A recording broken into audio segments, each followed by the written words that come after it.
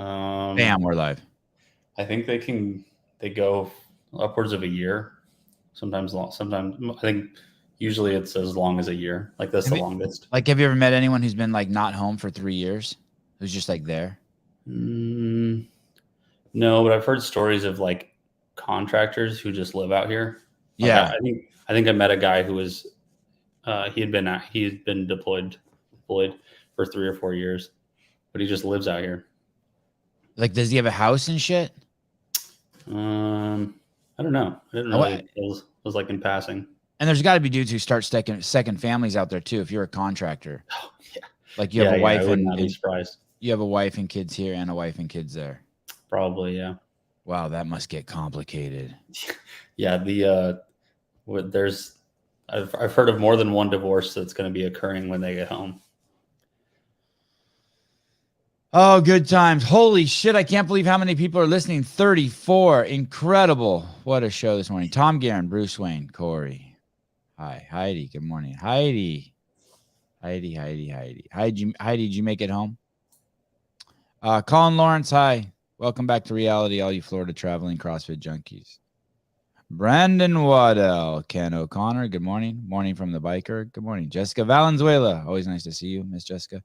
Judy Reed, good morning, friends. Bummed to not have any competition to watch today. No, it's fine. We're good. The Moral Spiegel from the Miss Universe Pageant. I almost stopped saying referring to Danny Spiegel as the beacon of moral authority because I feel like they were trying to take it from me and I was going to let them have it. Like they were leaning into it and kind of embracing it. And so I was going to stop saying it. And then I was like, it's too good. I can't stop. I won't stop. Austin Martin, Corey Leonard. Hi, Alan Kestenbaum. Did I fight with you yesterday, Alan? I feel like me and you got into it. I mean, in a good way. Austin Hartman, I'm always fighting with you. Audrey, good morning. Badass Audrey. Mr. Butter. Dina Miller. Matt Schindeldecker. Hi, Matt. Good morning. Joe Willman. I feel like I'll swear less now that I know Matt's here. Mr. Schindeldecker. Sean Jazwiak. Rich Brosda. Holy cow. Naeem. This is more than 34 people. I thought I could read everyone's name. I can't. Sean Sullivan. Naeem Hasim. You gave away Caleb's location by saying what time it was by him yesterday. Still don't think that gives you any information. It gives right, you an idea, I guess. Go get his autograph. Jay Ruffner. Hola, Dina Martinez. You know what's funny is I don't, it is true. I didn't think you guys knew this, but one time either you or Souza said, I love it how you click on them even before you've read them. And I do that. I don't know why, but some just catch me. I probably saw that guy's name, Naeem. And I'm like, I just automatically like picture him like in Africa somewhere. So I'm like, oh, I wonder what he has to say. And then I click it. Did you know I do that? I click them before I even read them. Yeah. Sometimes you click it and I've already read the comment. Yeah. And I'm like, I get a little worried that you're going to read it. Oh boy. No fights for real in here, Sevi. No more of fight. No more of a fight. It was a friendly band. Yeah. Thank you, Mr. Kestenbaum. Guys, I was thinking about this no plan B thing when I put this shirt on this morning, and I was thinking about how it is that it's really just you need to have things in your life that are 100% non-negotiable. On Sundays, no matter what, I don't eat. I did not eat yesterday.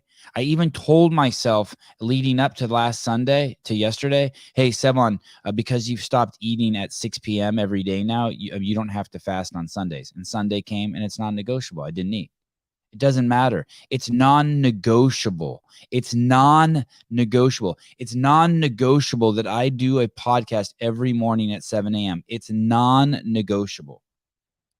That's the same as no plan B. I'm just putting another spin or perspective on it. And why should you have these non-negotiable things? And some people have non-negotiable things like I'll go to all my kids' sporting events. That's not one of mine. If it comes between this podcast and one of my kids' sporting events, I do this podcast. Not open to discussion or modification. Yeah. If it comes to like my parents will be at my house, my dad will be at my house, and it'll be Christmas, and they'll be like, "Oh, come on, Sevan, just eat it Sunday." No, I don't. It's non-negotiable. It's non-negotiable. There is no wiggle room. And here's why. These things that I've chosen that are non-negotiable, that there's no plan B, they only lead to better things. So when I started CrossFit, it wasn't non-negotiable. But because I did CrossFit, I had to quit smoking because the two couldn't coincide together. And so when you have these things that are non-negotiable, no plan B, and you've chosen the right thing, it will push away other things that don't help you get towards your goal. Jorge Fernandez, it's non-negotiable. He does not drink alcohol because he has no plan B in regards to the sport that he's pursuing, which is CrossFit, and the two cannot live together. Sevan, did you smoke your cigarettes indoors? Is my voice a little? I had two. You know, it's crazy. I just before the show started, I forgot my socks, and I ran back in the house to get socks. And while I was in there, I threw down a shot of espresso, and I think I fucking torched my throat. Not bad. Like it didn't hurt like too bad, but I'm like, ooh, I drank that a little too fast.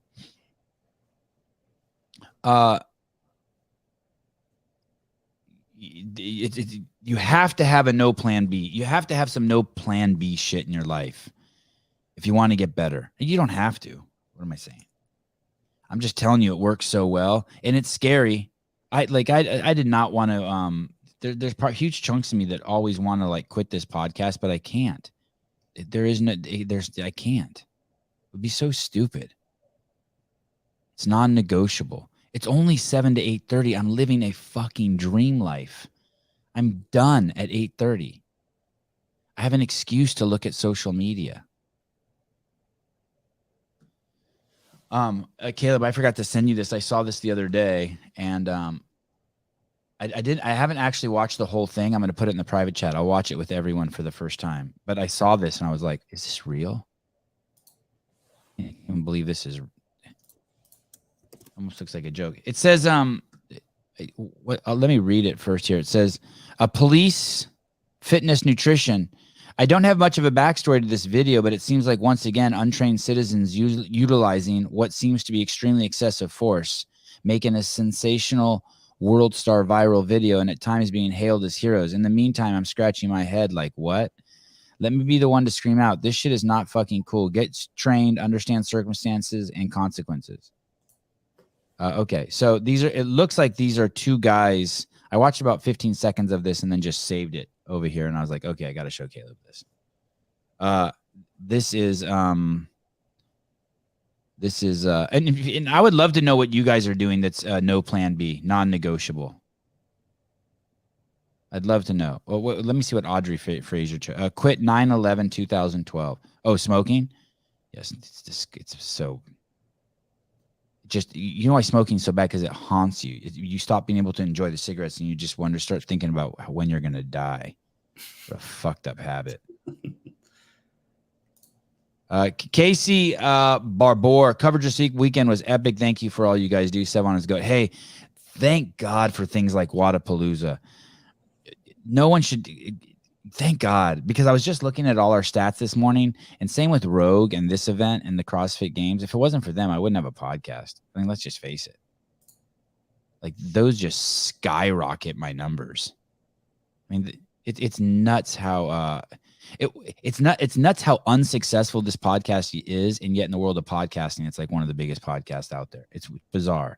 There's so many podcasts that would just like 1,000 listeners a month. Victor Brown, 1999 for all the coverage this past weekend at Wadapalooza. Thanks, dude. You've been so generous, Victor. Sevi and the crew keep crushing the game. Thanks. Okay, so it's two guys. They're just at a bus station? Yeah, it looks like or like in an intersection maybe. And is that one guy barefoot or in socks, or is he on his tippy toes? What's he doing in the blue shirt? I think he's in socks. I think his shoes are right here. And there's a bunch of stuff on the ground, and this looks like this is being filmed from they're in the street in between a bus and a car. Someone's filming this from their car. That's a side mirror. Yeah, I think so. Okay, fair enough. Here we go. Action. Man, stop that shit, man. Damn! Okay. You better get your ass on, boy. What is he on? Man, stop Okay, that so shit, that's man. Damn! So a security guard with a weightlifting background picks this guy up and slams him on the ground. I don't think that guy's head hit the ground, did it? No, it was like the top of his back. I'm sure his head hit the ground too, but it looked like it was. What if that's the bus driver? No, I think that is the bus driver, dude. I think that guy who picks him up is the bus driver. I think No that's shit. I think that is the bus driver. Yeah, I could see that. Like he's got yeah. Hey, you think he's tripping that he just killed that dude? Maybe. Like, oh shit, that wasn't necessary. I don't think he killed him, but he's definitely fucked him up pretty good. Yeah, because the guy looks up from the ground, like he picks his head up. and just from that guy's physique, he looks like a crackhead. I mean, I'm jumping to a huge conclusion here, but what I'm seeing is that the guy in the blue is just some normal, everyday, regular dude, and some crackheads approached him, and oh, and that guy, does the guy in the blue is he going to walk in front of the bus or is he going to get on the bus? I feel like he might be getting on the bus. Whenever they were fighting on the bus, and then finally the driver stopped him, and then he got out and was like, "This is bullshit," and then took him out. God. Victor Brown, Chicago bus drivers are ready. So the guy who's watching this is saying like it's oh, let's see what Ian Smith Fitness says. I asked this guy to come on the show a bunch. He never responded to me. Excessive force. Yes, law of the jungle dictates that's bound to happen. I find it hard to believe the dude who got dunked like that hadn't done something out of line. Does it make it right to suplex city him? No, but fuck around and find out. Yeah. So many people need to learn that lesson. Fuck around and find out. I don't fuck around. I don't fuck around. Maybe it's because I have kids, but like I love when people try to like posture up against somebody else and then they make a fool of themselves. Like one of my buddies was talking about how he was just staring eye to eye with another guy. Yeah. Because the guy just kept looking at him. So my buddy just kept staring at him, trying to like big dick him. Yeah. And then finally he had like a drink in his hand and he just kept walking. And finally he like ran into a pylon and like spilled his drink everywhere. Your buddy? Yeah. Yeah, I did that in college. I tried to stare down like 5 cops riding by on a bike. I was sitting at an outside diner. 30 minutes later, I found myself in the back of a cop car. It's like for an unpaid what they said was an unpaid dog off leash ticket, which I had paid. But you're right. I fucked around. I found out what happened. It's like, there's no need for that. You might as well just leave them alone. Like they're leaving you alone, you leave them alone. Yeah, exactly. But you have the right to stare at them. Okay, cool. You have the right to go to jail too. Bye, Sevan. He walked. Look at here we go, Trish. You want peace? He walked up behind a guy who weighed 100 pounds and dropped him on his head for words. Stupid. Okay, that's true. Maybe it was just words. That's true. I don't know what happened before that. I think that exactly that's what you're saying. I think it was a non-threatening crackhead who every 6 hours steals something. You're right. I think it's a non-physically threatening crackhead who steals something from someone every 6 hours to maintain. That would be my guess. So if you want to tell part of the story, I'm going to tell part of the story too. He weighs 100 pounds, dropped him on his head for words. I agree. Then I'm also going to add, if this is like a Mad Lib story, let's also add that he's a chronic thief and chronically talking shit to people. Barry McCockiner, remember the gym that Ian Smith belonged to that he kept open during the pandemic? He does not belong there anymore, and him and the owner had a falling out. Well, yeah, no shit, right? I mean, I don't know what happened, but it makes sense. Every gym owners have a falling out. Hey, we were supposed to have the cockootery guy on, and he texted us late last night. We rescheduled for the 23rd. By the way, I am not sure if this is actually going to happen, but I think possibly from the 24th to the 27th, there will not be a podcast. I cannot believe that yet because I don't think I've taken a day off in 7 million days or 1 year to be exact. But by day off, I don't mean like a vacation. I don't want to take a day off. I need to reword that.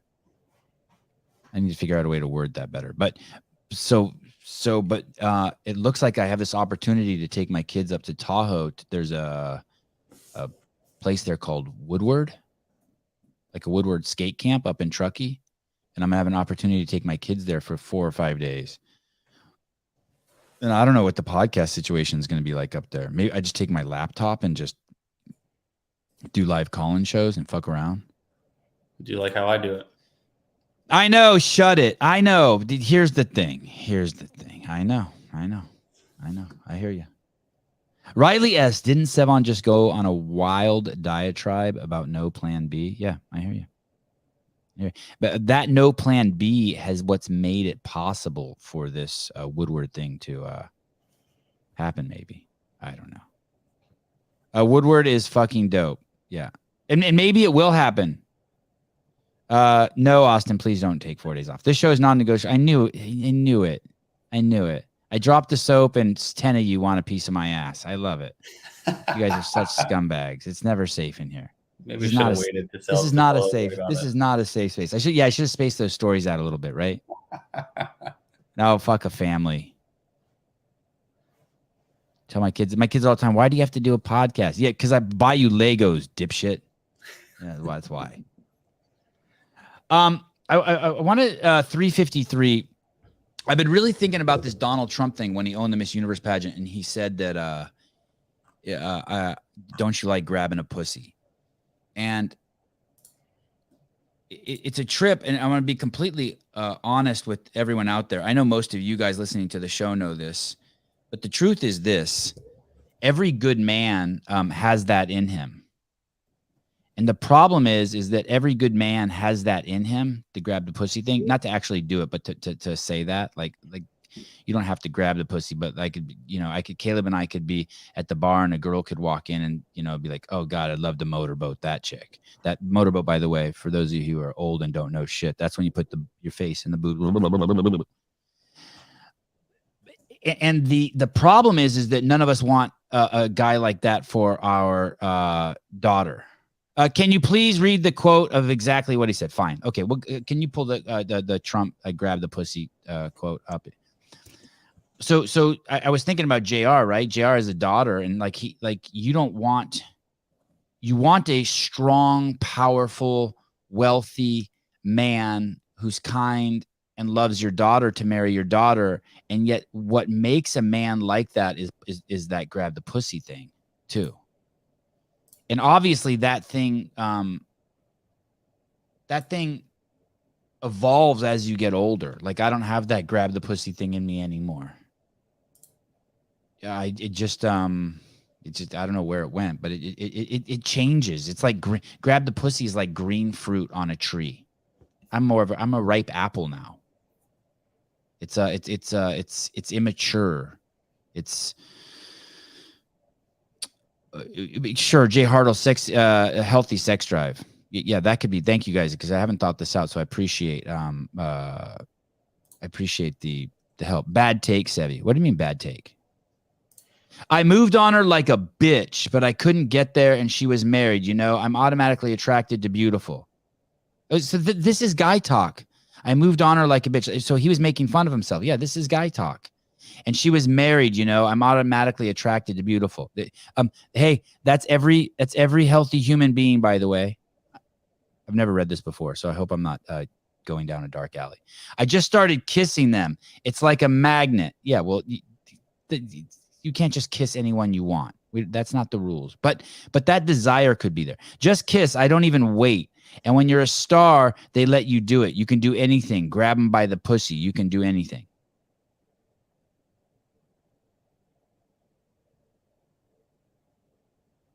And so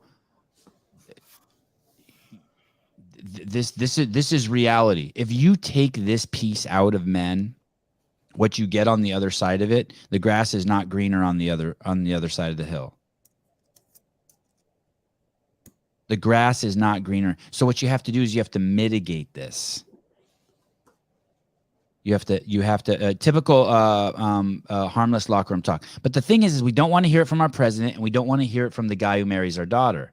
It's tricky. But here's where I'm going with this. if you have to mitigate that, but if you try to stop that or try to cut it out of a man, what you will end up is the man that just bought the Miss America pageant. You will go from a man who really is excited about his fame and the opportunities it's open for him to be intimate with women, to a man who's turned himself into a woman who is now going to let other men enter your sport, the Miss Universe pageant. Those are the kind of things that happen when you try to fucking stop the world's largest river. You build a dam and you think you're going to stop the world's largest river from going downstream, and you are not. You are not. And you may think you stopped it. You may change it for a second, but what you're going to do is you're going to end up with a lot of other problems. Sean Sullivan, he wasn't president when he said it. Fair enough. Yeah, stop it or tame it. Yeah, there has to be, right. There has to be some. You just have to be careful trying to retard or stop or plug this thing up that makes us men, because we're going to end up with some fucked up shit, and it's only going to end up keep hurting. It's going to hurt women even more. You think it was bad that some guy said he when he's famous, he's allowed to grab women's pussies and they won't stop you? That's what he said. Now you have a man who's bought the Miss Universe pageant, who says he's a woman, who's letting men compete in the contest.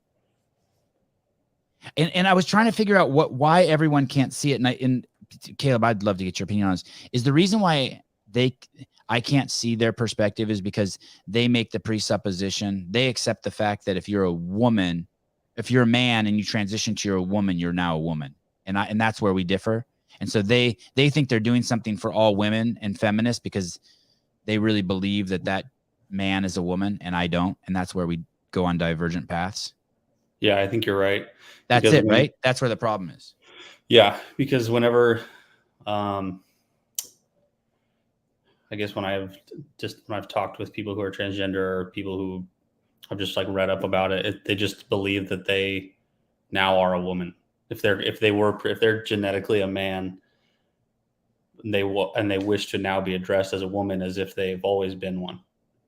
Like that part I'm cool with. It's the part that if they're really a woman.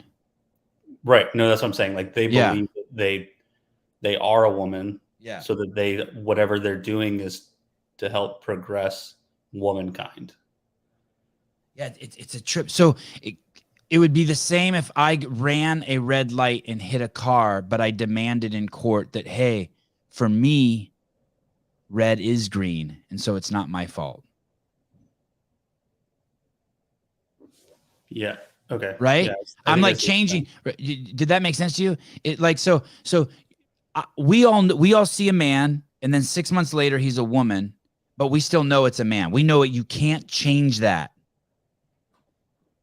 It's like you can't, no matter what, you can't change it, but it wants to be called a woman, but we're like, oh, so we can be like, okay. You can't change the definition of the word, but you can change the representation of it, I guess. Is that kind of. Well, you could even change the definition of the word. Just there's some things are just facts. I feel like. Okay. Yeah. Like I'm more certain that you're a man than I am the earth is round.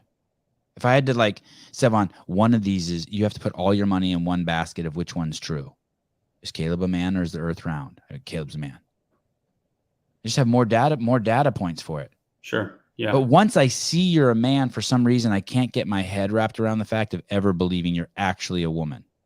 I'm willing to just like if you dressed up as Batman for Halloween and you said, hey, Sevan, can you just call me Batman all Halloween? I really want to get into character. I'd be like, no problem, buddy. Yeah, I see what you're saying. But you're not Batman. I'm never going to be exactly Batman. Yeah, it's like you're honoring the wishes, but in the back of your head, like that's never going to be the case. Like no matter how much speech therapy you go to, no matter how much hormone blockers or testosterone you're taking, like you will always be what was created initially. Yeah.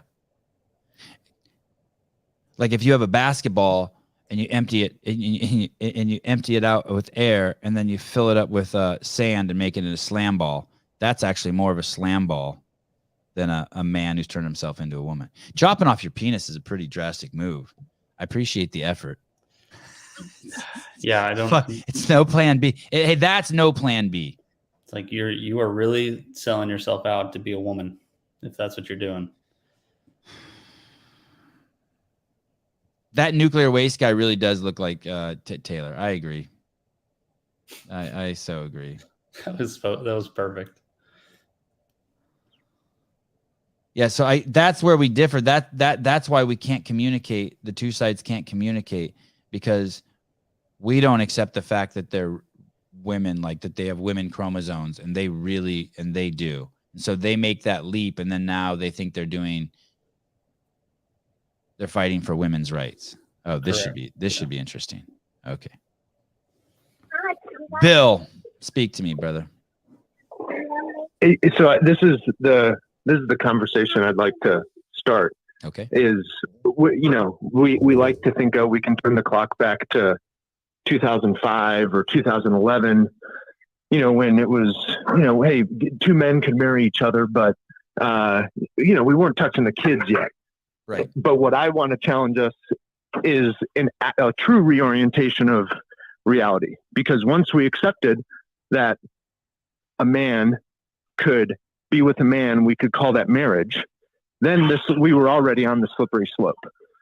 And to answer the question of pretending a male can be a female, we also have to answer the question of two men pretending that they can be married, or two women can be married. You can't have one without the other. The pride flag, right? The trans pride flag started with the original pride flag. And these are the flags that are now flying across our embassies around the world. Just throwing that out there as to how. Hey, how you think there should be a different word for people who are gay who get married? Is that what you're saying? I don't think it's marriage. Marriage is a covenant between a man and a woman. Oh, I never thought it like that. Is that really the definition? Did they change the definition of it? For marriage. Did they change the definition of it? Did it used to be that was in the definition that it has to be a penis and a vagina? Of course, the Defense of Marriage Act in 1995, much less the Book of Genesis. Male and female, he created them. That's definitely a biblical thing. I don't necessarily think that's a government thing. But if it was a go ahead. But first of all, we were a Christian country, and so you could not have asked anyone before, the 60s at the very least, that if there was something the government could rule that the church could not, or that religion could not. Defined by. I just typed into Google, was marriage ever defined by sex? Hey, Will, Google the Defense of America. This is off subject a little bit, but I want to tell you one other thing. This isn't scientific proof, by the way, either. But if you think for a second that straight men if you think straight men are like over-sexualized, or what Donald Trump has said, like grabbing a woman's pussy, you can do that when you're famous, is over-sexualized, there's nothing keeping gay men in check. I have no problem with gay men. You have to know that. But they're the most over-sexualized part of the population by far, no doubt. What keeps a man in check is being around fucking women. The unchecked sexual energy and crazy shit that goes on in the gay community when you just have men is fucking other level.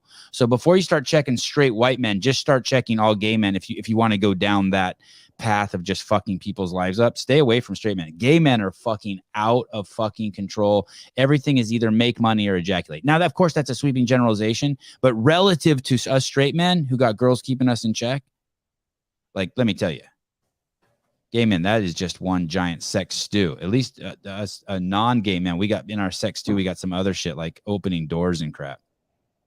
I'm not fucking. I'm not joking. I'll take your word for it. Yeah, okay. That's my frustration with Donald Trump too, right? Oh, you're right. The original definition is from 1891. Okay, so I found it in the dictionary. So they had marriage is the state of being united to a person of the opposite sex as husband and wife is a consensual and contractual relationship recognized by law. Okay, so that is the definition, and they just like the mRNA, they now call that a vaccine. They changed the definition. They changed the definition of marriage. Okay.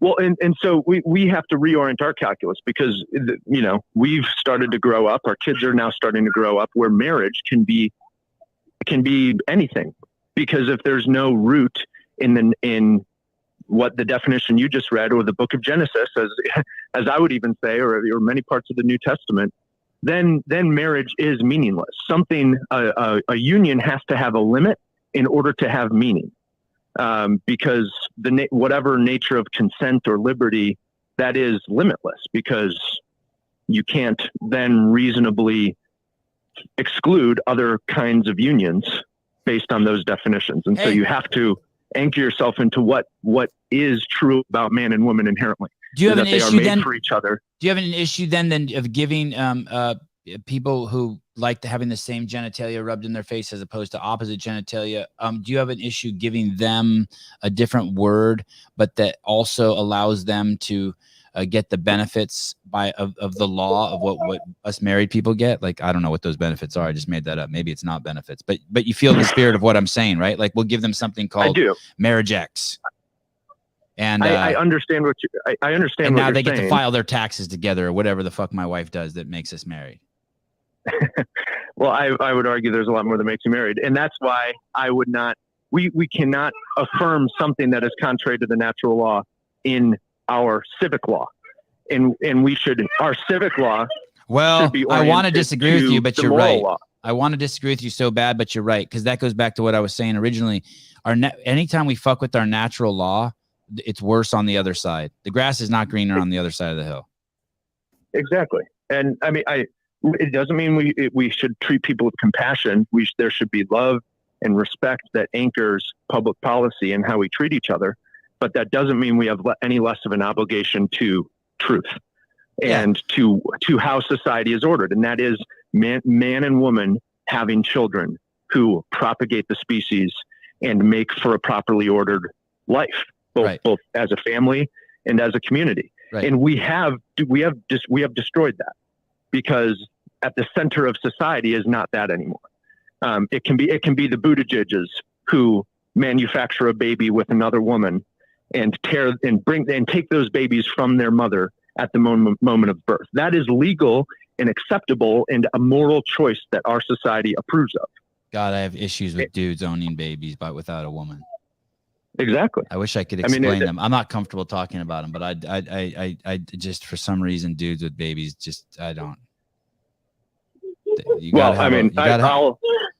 I'll keep the more perhaps scandalous metrics and what's true about how that could go wrong. I'm for some reason maybe it's because I was raised I only saw my dad on the weekends mostly. I mean, great dad, but I would if either me or my wife has to die and the kids have to be left with someone, even though the stats show it's better to be left with the dad, I leave them with the mom. I leave them with the mom. I don't know about that, but I mean, I'm an adult child of divorce, and it's destroyed me, even though my parents split when I was 17 or 18. Oh, wow. So, I'm doing just fine, but it has that effect on people when that order, that core unit is dismantled, and it's dismantled with the approval of the state and of our laws. Right. So, I mean, that opens a whole nother discussion, because it's not just about gay marriage. It's about no fault divorce. It's about hosts of other policies that I think are problematic. This is relevant because we've just accepted things as our parlance, and we should all give it a pause. But I'll pause there. Thank you. Have you ever seen that movie? Have you ever seen that movie Young Guns? No, I haven't. From the 90s. You should watch it with Emilio Estevez. It's about Billy the Kid. Oh, cool. And I'm wondering if you watched it, if you'd want to change your name to Billy. Well, there are probably some. There's a line. It's never stuck though. There's a line in there where he looks at a guy and he says, "Smile, I'll make you famous." Meaning, like, if you draw your gun, I'm going to kill you, but at least you'll be famous. It's such a good line. Okay, I love you. Thank you for calling, Mr. William. See you guys. Stay safe. Bye. He didn't get a kiss. Mwah. He just got a bye. Okay, so I just want to show you 353. This is speaking of this is man. I'm going to show you. Just be very quiet and listen. This is man in his natural habitat. Just watch. Here's man. Be very careful. Listen. Look at. There's man. Look at. There he is, doing what men do. Watch again. Watch again. Just normal man shit. There it is. A beer. Maybe that's an orange juice with some vodka. Some guys on a field playing some sport. Other dudes checking out your chick, and you're just chilling. Just chilling. Man in his natural habitat. Enjoy. If you can't accept that, then this is dude. Caleb, right? This is guy. Yeah, that's definitely, I mean, and she's definitely just wanting him to be attached to her. Yeah, she's hitting on another man while keeping her hands on her man. She just said, "How much money do you make a year?" No, I'm joking. They ruined a good bit, but that's just a guy. That's just guy. And I whether it's right or wrong or it doesn't matter. It's like gravity. Just man. Yeah, just man. Do you want one or not? You don't have to have one. But don't try to change the man, because I'm telling you, it only gets worse. We do shit like turn into women, and then we'll take your shit. Bill needs a tug. You mean like a handy? Yeah, handy would do. I think a handy would do Will good. He's wound tight. Yeah, my parents are divorced, and gays are bad in words. He's just working through some shit. Just like he's got a different kind. He's a no plan B guy. He's a non-negotiable on some shit. He's working through it. Hey, maybe that's the kind of guy that, like, one day, like, his car's dangling off the side of a cliff, and someone reaches in and a gay dude reaches in and grabs him by his penis and saves his life, and it changes his whole perspective. But until then, like, we need people like Will, clear thinkers, towing the line. He's not out there saying burn gay people. I'm telling you, man, these church people, we fucking need them. I'm not fucking around. Hey, I'm gonna show you something too here in a second. It's gonna explain very clearly why we need the church people, why they're so fucking important. Do you think that's just because he hasn't experienced outside of his little circle, or do you think he just was raised that way and that's what he? He's like all of us. He's just watching life and filtering it through his own eyes, and obviously he has some strong convictions on what works and what doesn't work. And he part of him is like, fuck, some of the shit that I went through doesn't work. And so he's right. And so, and now he probably embraced the Lord Jesus Christ, his Savior, and the apostle dudes and that book. And it's probably helped his life. And so it's like, it's his CrossFit. He's like, fuck, this shit works. And there's so much bad shit in the world that the Bible clearly stands against. I don't know if stands against is the right word, but doesn't want around. And so it makes that book very, very poignant now, right?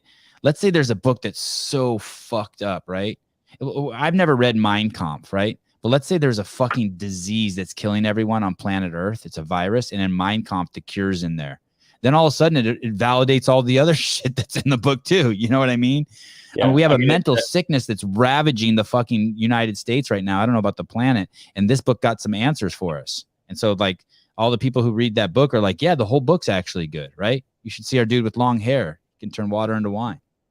Yeah, it's interesting how whenever like you look at the Nazi scientists and the people who are the bad guys essentially were brought over to the United States and helped develop like the nuclear bomb. Right, right. Like I mean, I don't know if it's like a swerving in ethics or a different, just interpreting things differently, but when somebody is able to help you with your pet project or your whatever it is, then you're able to look at them in a different light.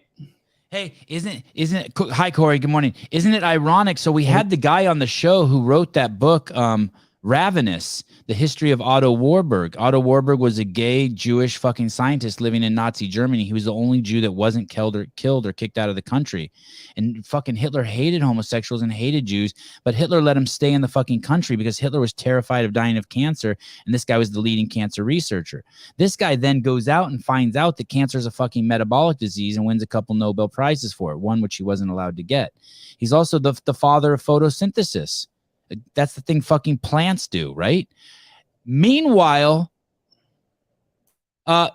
At that point in time, all of science, oncology, and all of fucking cancer research refuses to look at cancer as a metabolic disease. And it's not until fucking the biggest movement we've had since then that sees cancer as a metabolic disease is CrossFit. And that's what Greg was saying. Hey, it's a metabolic disease. It's a lifestyle disease. And that guy won the fucking, but we spent $1 trillion going in the wrong direction. And was it because it was funded by Hitler? I don't fucking know. But Hitler hated gays and Jews, but he still kept this fucker around because he knew this dude was onto something. I mean, the whole thing is, and then we did the whole thing with COVID. By the way, I saw an article this morning that fucking, I'm going to say it. That fucking bitch, who we've seen on CNN, the Asian lady who talks like a fucking AI robot, who was like, hey, we can't let people start eating in restaurants and going out in public yet because it incentivizes them too early before. That's the only thing we have to leverage people getting the vaccine. She is now fucking admitting that between 70 and 90% of the people who were in the hospital who were reported to die of COVID did not die of COVID. That they were in there and had COVID, but that they didn't die of COVID. That was in the Daily Mail today, by the way, if anyone wants to read that article. Hi, Corey. How are you? You still taking calls about people who have big dicks? Always. God, it's my favorite subject. All right. Well, I'll save that one for later. I have a question. So first, I think we have to thank our sponsors for this weekend. California Hormones and Paper Street. Awesome coverage. Yes. Thank you. Yeah, California Hormones is awesome. They paid for everything. Susan's hotel room, flight. They're so fucking cool. All right. Well, I'm trying to still find you some more. I'm trying to get on board. I know, you're a good dude. When did you start down the path of non-negotiables? I want to say one thing. If you don't think that this podcast will help your business, if you're thinking about sponsoring this podcast and you don't think this podcast will help your business, call Gabe. Call the guy who owns Paper Street Coffee. You fucking idiots that are sponsoring other shit. You are fucking yourself. Let's second that. Yeah, you are throwing your fucking money away. You don't think that this is smart money putting into this podcast? Go ask Gabe. Call Gabe. Paper Street Coffee. Gabe Pablo Escobar Maldonado. I don't know his last name. Maldonado. He's the dude with the CEO shirt, and he's cool as shit. You want to see how a guy leveraged a podcast to make his shit fly? Hi. Okay, go ahead. What were you saying? Huh? I've always just been like that. I was like Forrest Gump, right? So I just didn't care. I just, for some reason, so it basically went like this. Once I was homeless and I cracked the code on that, then you kind of just don't. So everyone in this world wants to do 3 or 4 things. I'm just making this up. Feel me, Corey, on this though. Everyone in this world wants to do 3 things. They want to breathe, and they want eat, and they want shelter, and then they want sex, right? And maybe shelter and sex are interchangeable, right? So once I realized I could be homeless, I freed up something that most people will never free up in their life. Ever. So I freed that up. And I freed sex up. I used to practice like not ejaculating. And so now all I have to do is breathe and eat. And I work on fasting now too. So when I don't lean on those things or rely on those things as much as someone else does, I'm freed of so many shackles that come with what other people accept as shackles, as laws that they must live under, as rules. I've learned to break some of those shackles. And what happened is during so then if I'm not worried as much about sex and eating and shelter as the next guy, and I have this kind of discipline and habits, this Forrest Gump mentality, then I can fucking do anything. So when I was living in my motorhome making shows for ESPN that I directed, wrote, filmed, edited, did the voiceover commentary. And so when I ran into the opportunity with Greg Glassman, for a year I could just work for free. I didn't give a fuck. I didn't worry about all that other dumb shit I see people worried about, how much they're going to get paid, what their 401k is, nothing. And so I was able to just work, just fucking work, and turn in a video every single fucking day, and just out hustle everyone.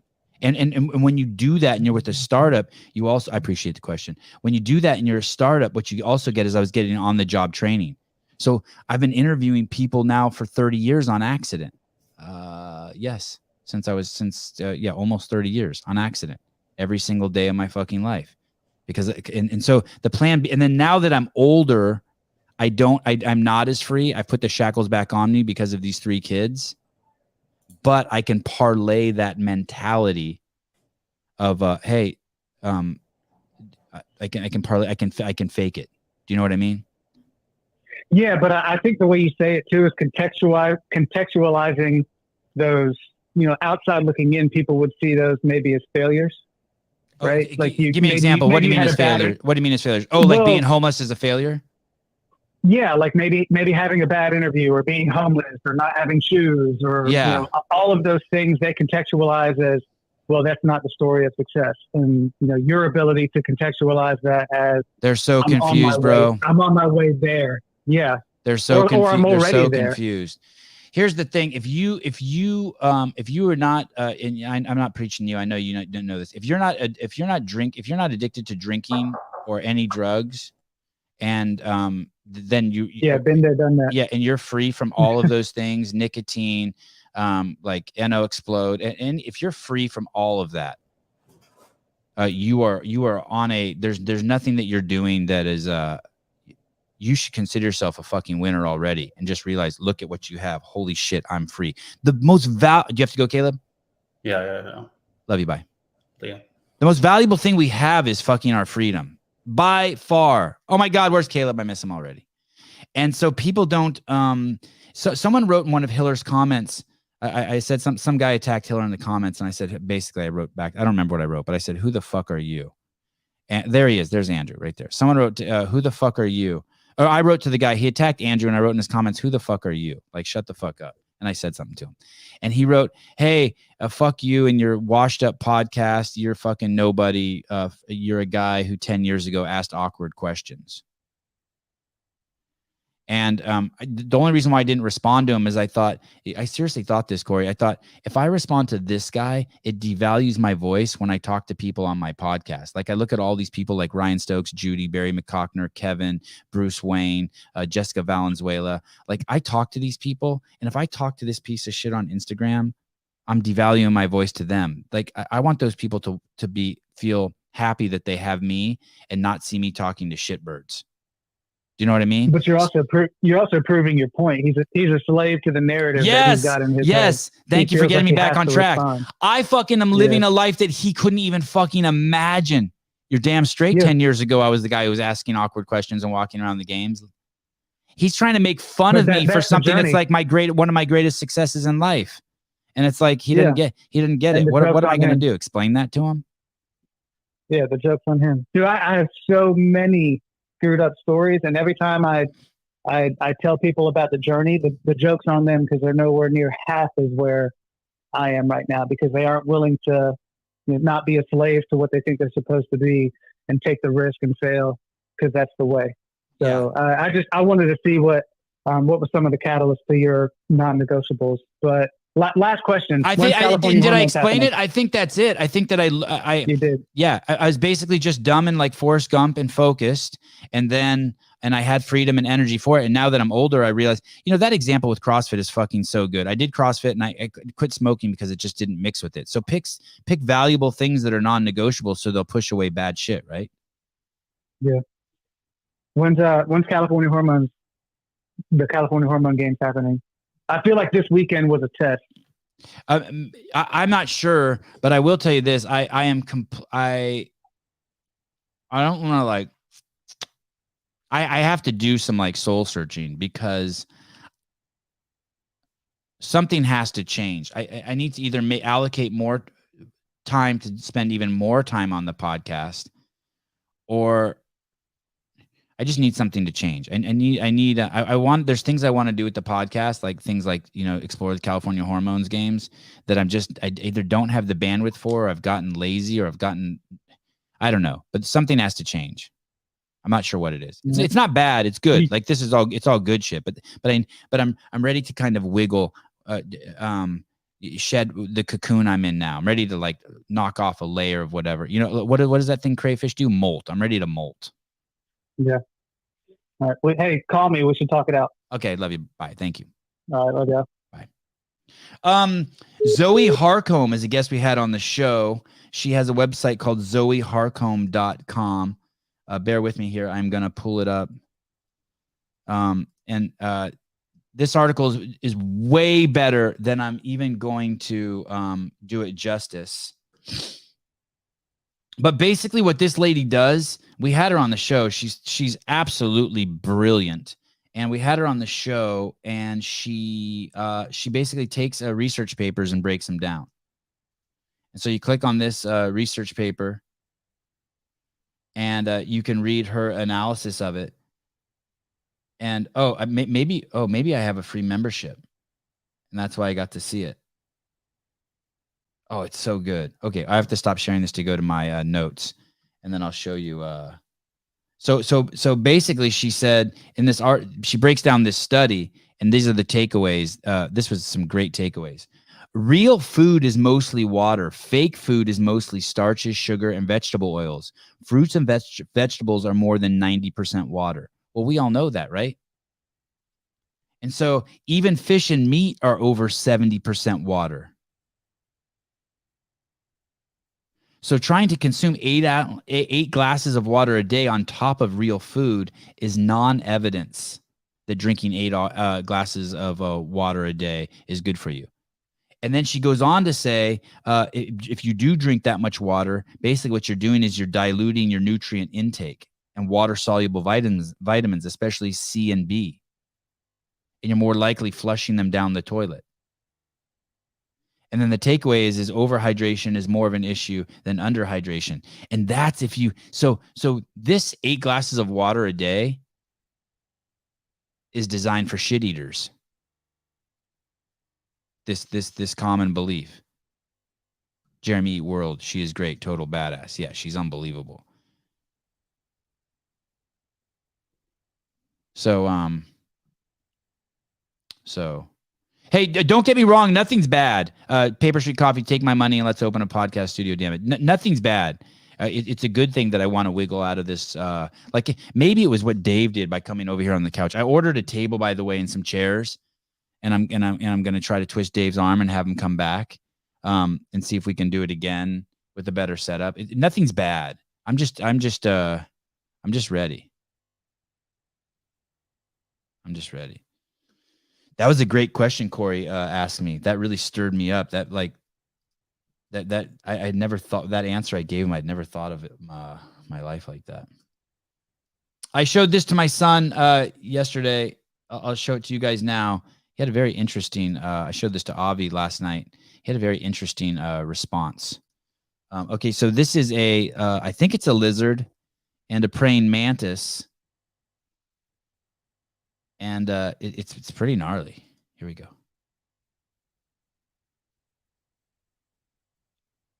And he the lizard put his tongue on the praying mantis like he was going to try to suck him in and eat him. And then the praying mantis did some jiu-jitsu on him, and then takes his mandible. I think that's a mandible. Look at those teeth on that lizard. And the lizard's still alive, and he snips his jawline. And then the lizard panics and shakes loose.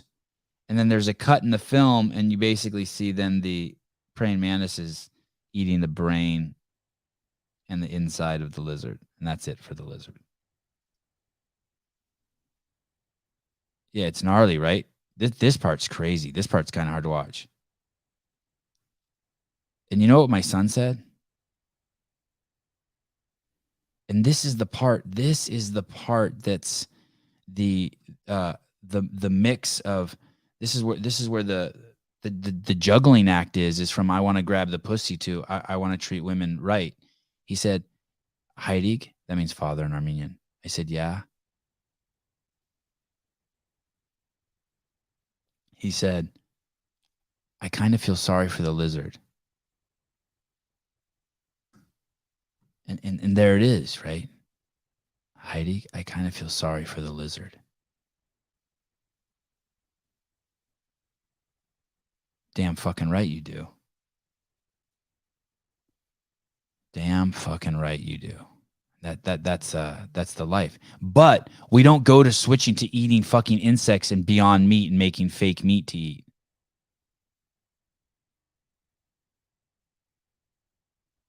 But that's the dynamic of being a human being. That's the thing that we're all struggling with. But if you were to force all praying mantis to stop doing that to lizards, you don't get something better on the other side. Yeah, the praying mantis and hummingbird. Yeah, crazy shit. So I always loved seeing a praying mantis in the yard. I tried to raise them in the backyard. I bought a bunch of eggs and hatched them.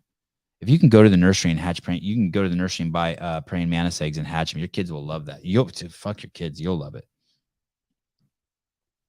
I saw this the other day, and I've often thought that if my kids start doing crazy shit like wanting like piercings in their nose or tattoos on their face or just any crazy shit, that I was going to one up them. Like if my kid's like, hey, I'm going to get a tattoo, and he comes home with like a tattoo, I'm going to get a tattoo on my face. And anything that they do, I'm going to multiply it by 10 and be like, hey, so what do you think about this? You know what I mean? You do something crazy, I'm going to fucking cheat on your mom. Like, hey, you want to fuck with my life? How about fuck your life up too? You want to lean into some crazy shit? Cool, I'll lean into some crazy shit too. Teach them, you fucking come home with a tattoo and don't tell me. And so I saw this and I just loved this. I just love this. Yeah, exactly. You do something fucking stupid and come home with a tattoo. And when you come home, I'm going to be on the fucking couch fucking whores. Oh, welcome home, son. Dad, what are you doing? I don't know. I just thought that all the rules were just the shackles were off and we could just do whatever we want now. You got a tattoo. I just fuck it. Oh, that's awesome. Oh my God, Katie. Oh my God. My brother went through a baggy pants phase, so my mom did it too. That was the end of that. Oh God, I love your mom. Holy shit.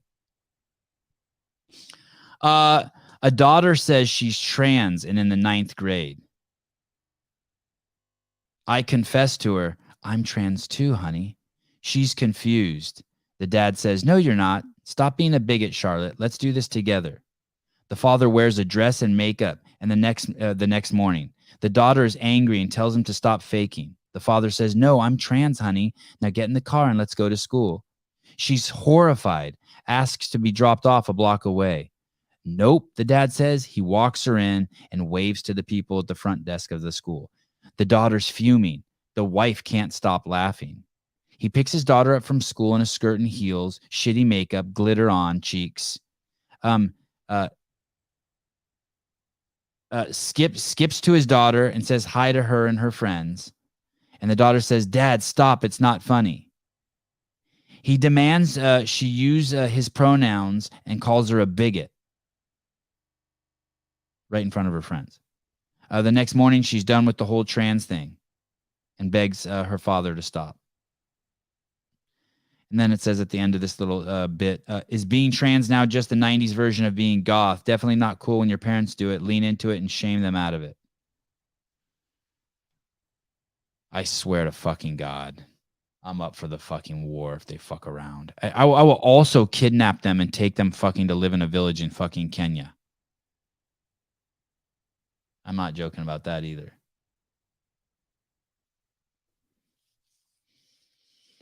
Where were we? Okay. I'm enjoying the show today. It's fun. Even though I drank an extra cup of Oh my God, this is fantastic. It's always the white people who win. I concede. You're right. I concede. It's always this world is so fucking racist and it's so rigged for the white people to just win. I apologize on behalf of all white people. Clearly, BLM was just another scam, and the white people fucked the black people again by getting the black people to believe in BLM, and so we have shit like this.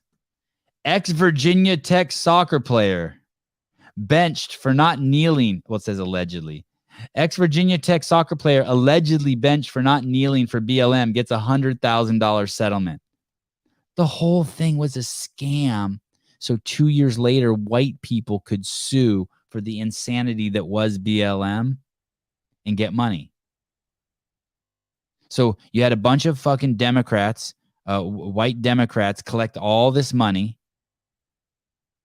so that they could elect more fucking Democrats. And now girls like this get $100,000. I fucking love it. So rigged. So rigged. White people always coming out ahead. Early in December, U.S. District Judge Thomas T. Cullen, former Hokies midfielder. Oh, you guys want me to? You guys want to take a fucking random toll-free call? Hello? Hello? Hello. No. Customer No. support No. calling for No. Sevan No. Caution. Jackass. Early in December, U.S. District Judge Tommy T. Cullen gave former Hokies midfielder the okay to sue the school and coach after Henning said the coach benched her for refusing to join with the team's kneeling in 2020. The player notes that she was not a bench sitter, having played the third most minutes on the team in 2019 and the most minutes in 2020, her junior year. She was Henning was a starter for 18 of the school's 19 games in 2019. Yeah, I agree. She should have gotten $1 million. I agree.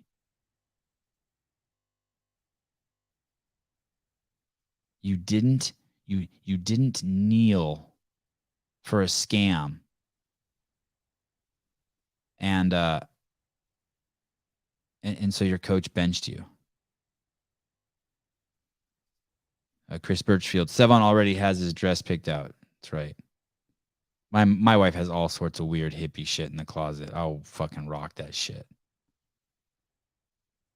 Do any of you guys have a dress that your wife has that you're just not fond of, but you say you give it a thumbs up? I mean, you like it on her. I mean, it's not that you hate it, but you're just curious, like, how she likes it so much. Like, I would like if my wife wore something that made her body look bad, I'd tell her. I'd be like, dude, you got an amazing body. Why are you wearing that shit? Makes you look all fucked up. Only wear shit that makes your body look good. So it's not like the dress makes her body look bad, but she got some clothes in there where I'm like, dude, you like, what are you doing? You know what else after watching Wadapalooza and all the people walk around, you know what's happened in the last 20 years? There used to be these clothes that women wear under their clothes, and now those are their outside clothes. Isn't that a trip? The women's 20 or 30 years ago, they're under their clothes shit is now their outside clothes, at least in our community. And so just think about that. Just like that's a bit of a transition for us. Have some compassion for people like me, old people. I'm just I guess. Do you mean sports bras? Like just everything. Like you'll even see like around my neighborhood, you'll see girls walking around in shorts that are all like lacy that are supposed to look like that shit that like a sexy woman wear in 1950, and now 8th grade girls are wearing it out in front of the junior high. It's like, what the fuck is going on? Like, what a change in fashion. Corey Leonard, Sevan, please tell me you've seen the updated food pyramid where Lucky Charms are to be encouraged and steak is limited. I did see that. What's interesting is there's a lot of pushback on that, basically saying it's being taken out of context. And I wanted to research that a little bit more before I looked at it. My first pushback is if it was taken out of context, it doesn't matter. Like even the fact that they're insinuating that or letting that come out and be interpreted like that is just bullshit. That's not an accident. But I need to look more closely at it. You know, I want to say that I saw that like a year ago. And for some reason, I think Joe Rogan posted it. So it's made its way like back to the front again. But yeah, absolute idiot world. Yes, Judy Reed. Yes, and there are not bottoms to t-shirts. Everything is cropped. We have to go around sucking in our stomach all day.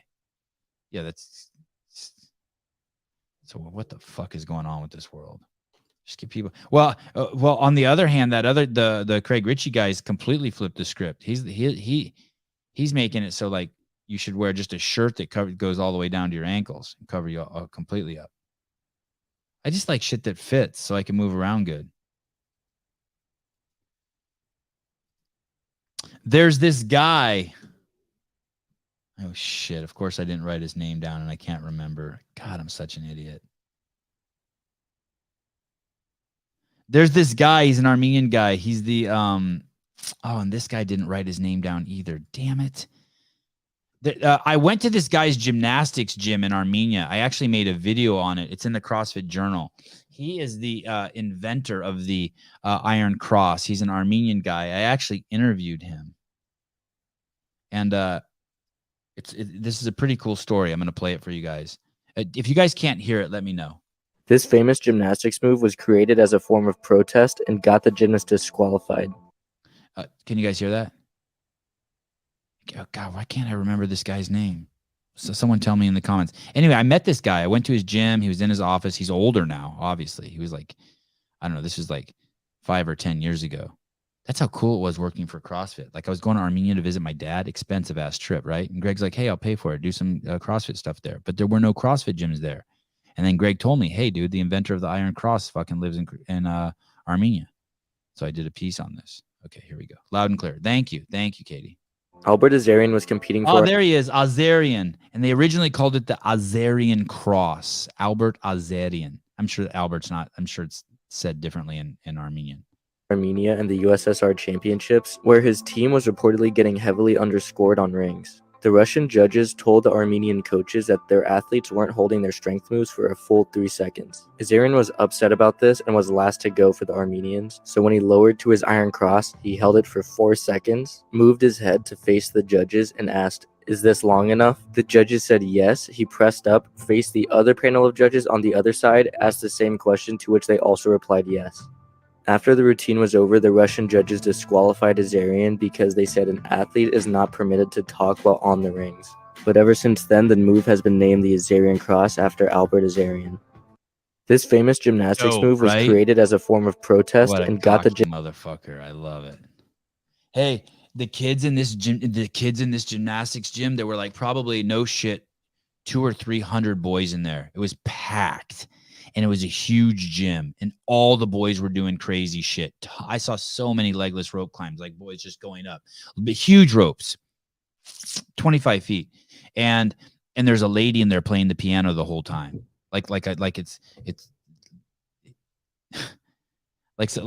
was in a silent movie, and all the boys are dressed exactly the same. God, uniforms are so important. I didn't understand uniforms as a kid. Now as an adult, I understand uniforms. Uniforms are so important. Not your whole life, but just for kids, just for part of your day, every day. Kids should have a uniform. Okay, how are we on time? Oh, only an hour 6. I feel naked without Caleb. Oh, this one's great. This is great. This is fucking weird. This is an Instagram account that's called Bros Laughing. And Sevan, speaking of Armenian, what about Azerbaijan taking over? Taking over what? Taking over Armenia or taking over the territory? Did they take it over? I'm not following it closely. B. Sour, Sevan, did you see the graphic posted on CBS Health on January 9th, 2023? It reads as follows. Consider drugs. Oh, yeah. We've talked about this too. Susan made a video for this. That entire 60 minutes piece, they even say in there that these doctors work for that pharmaceutical company, and that piece and that show is paid for by that pharmaceutical company. It's all just one giant ad. You know, like when you're flipping through a newspaper and there's something that looks like the newspaper writing, but in small print, it says this is a paid advertisement. That's what that 60 minutes piece is. It's so sad too, because I think my mom and like her generation like respected 60 Minutes and like people like Leslie Stahl and Barbara Walters and just all those people. And we're just finding out that the vast majority of it have turned into just fucking hacks, sellouts, killers, haters, evil people. Not one of my favorite words. I'm thrilled. I'm so thrilled. Hiller's heart is still pumping after seeing watching his video with TNC4. Yeah, that I didn't like that. That scared me for him too. Okay, here we go. So this is I can't. Is this real? Look at Raven.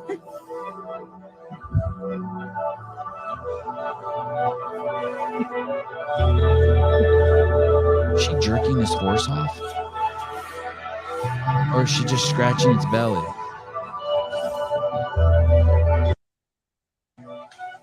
Look at Raven.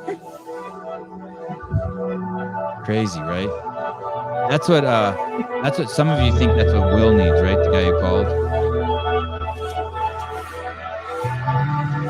I bet you that girl doesn't wear makeup. Look at. Oh my word, what are we watching? I don't know. That's the thing. Someone needs to move the camera under the horse. But I mean, I make some assumptions. I would definitely make some assumptions.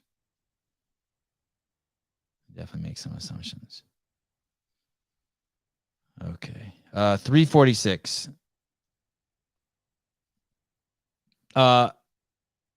Yeah. This is one of the craziest moments in sports history. And it's nuts to me that a sport like this has such insane, amazing social media. And oh my goodness. You want to hear something crazy? You want to hear something about that guy, Brian Spin, the barbell spin guy?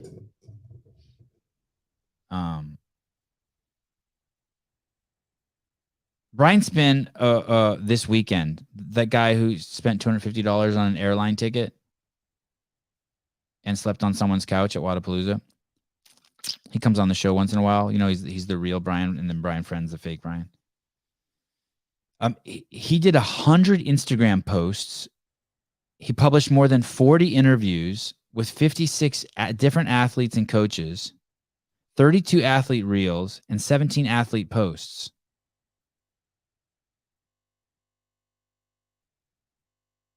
I just want to reiterate, this is what I was saying to Don. I said, just hire some 17-year-old kid and give him $1,000 and he'll fucking crush it for you. This isn't obviously a 17-year-old kid. This is a seasoned CrossFit journalist. But, dude, if I'm a business owner or I'm CrossFit, I give this dude $1,000 and tell him to fucking put a tag for my business in front of the beginning and end of every post. Why hasn't someone done that? If I'm CrossFit, I just immediately hire this dude. Hey, so this is how it works. This is how easy it is for you fucking idiots who fucked your way to the top of power at CrossFit. This is how easy it is.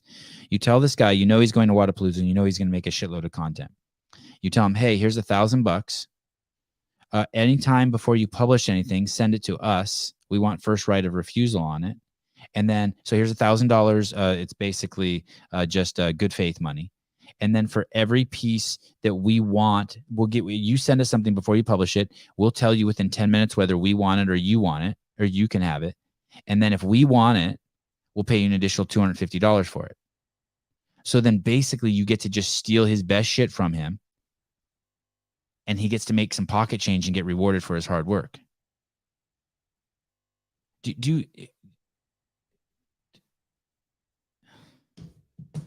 Please, someone tell me you realize how fucking stupid they are. Like, what the fuck is going on over there? And you have 5 people like him and you only spent $5,000. And you leave the people who fucked their way to the top in power out. You just let them stay at home. You can still pay them. Fine, I get it. A lot of people fuck their way to the top in a lot of companies. It's okay. If you're not a creative, you do not fucking belong at an event. Let me repeat that. Free service for CrossFit. If you are not a creative and you are creating, you do not belong at an event. Save your fucking money. Judy Reed, $19. Love this happy and positive podcast where we go from gay marriage, Trump, crop tops to praying mantises and happy horses. Thank you, Judy. I know it's well, wait till you see this next clip. Wait till you see this next clip. This Judy. Wait till you see this. Dick Butter. He has your stink on him. CrossFit won't touch him. Kidding, not kidding. Fair. Okay. God, I wish Sevan would name names. Hold on. God's talking to me. Oh, Sevan, whatever you do, don't name any names. Sorry, dude. I tried. I tried. Please, God. It's me, Sevan. Stick to horse porn. Okay? Just stick to horse porn. Stop grinding your axe with CrossFit. Little bitch. Okay, sorry. I tried. Trish, I won't give up. Fuck that God, dude. Jan Clark, their egos wouldn't allow that. Here's the thing. They can just make more money and chill at home. Ray Kroc, that content. Is that the dude who owns McDonald's? Hell yeah, bitch. Okay, here we go. Watch this. And this is just bizarre that this sport has just shit that's like better than, I mean, I put this up here with that gi clip. I mean, this is Get your head fucking wrapped around this. I don't even know what fucking sport this is, but get your head wrapped around this. I mean, this makes me want to play this sport. Between the two bowls, so there is just room.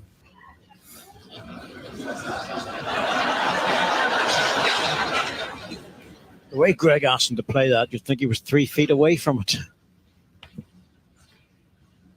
Quality of these guys, you wouldn't expect him to miss either, to be honest.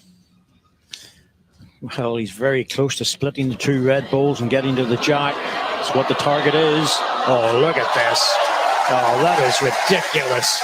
That is just so good. It is ridiculous. Between the two bowls, so there is just room. His coach told him to do that, and the dude executed on it. I could so see Chase and Shawnee and Brian Friend commentating that. Oh my goodness. What a shot! He didn't even get excited. What kind of sport is this? It's usually played outside on the grass. Bowls. It's called bowls. Is awesome. Played for years growing up. Popular sport for retired in the UK. Audrey, they're literally doing whatever you and Hiller say. Go watch the video ideas recently, and they seem oddly familiar. Well, that Comic-Con shit, that weird shit that they're doing on their Instagram account, that like it's like gateway drug to kiddie porn. It seems like those little fucking characters, like Allie. That shit is like. Tell me the sport is dying. What is it? How do you say it? Tell me the sport is dying without telling me the sport is dying. Tell me the company's dying without telling me the company's dying. What? How does that go? There's some like catchy like millennial line for that. And for God's sake, do a live podcast. Oh, I already showed you this. I titled this one "Men's Ingenuity." That's so funny. I thought that clip was so funny where that guy's wife leans over him and he just puts her boob into his mouth. Okay, here's another one. This is just dude stuff. If you're not into dude stuff, it's like pee break time. Here we go. So this is a woman doing the splits, and this is this is her husband. Let's just say this is her husband. Here we go.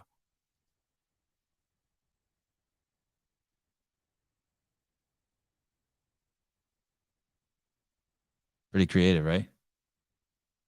I had no idea that you could get your penis up higher.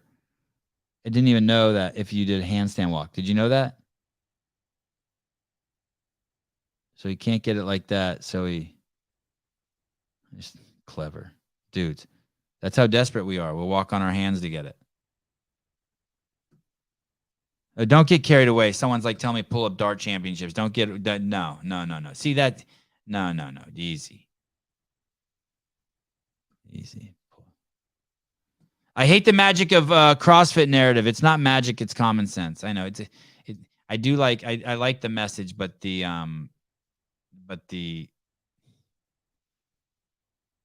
just the idea behind it is just low rent, right? It just feels like the same people who made like those kettlebells, like Anxious Alley. I want them to make like one that's like Corporate Christie, and it's a kettlebell girl, and she's blowing barbell Bob, and then it says how to climb to the top at CrossFit, and it's just a kettlebell sucking off a rogue barbell.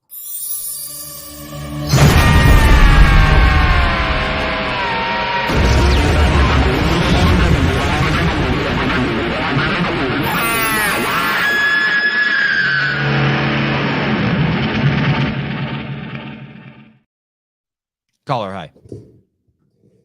What an amazing weekend, Sevan. Oh, Gabe, what's up, brother? Jethro. Oh shit, not even close. Not even close. Are you? What are you? Are you Latin? Puerto Rican. I wonder what Gabe is. Do you live in Jersey?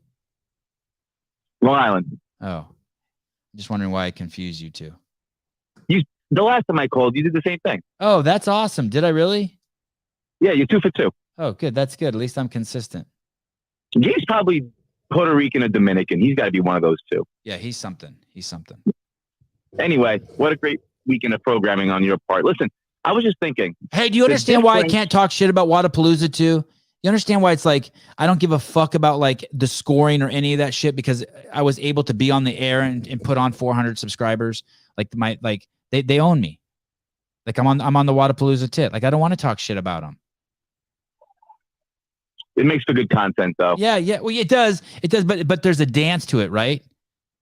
Of course. I need to hold Dylan and the Wadapalooza crew up on a pedestal. It's okay to crack some jokes when I see that they're wearing dirty underwear, but I got to be careful. I still got to hold them up there. Yeah, you got to talk about it afterwards. A little debrief. I can't talk too much shit. I got to come back next year.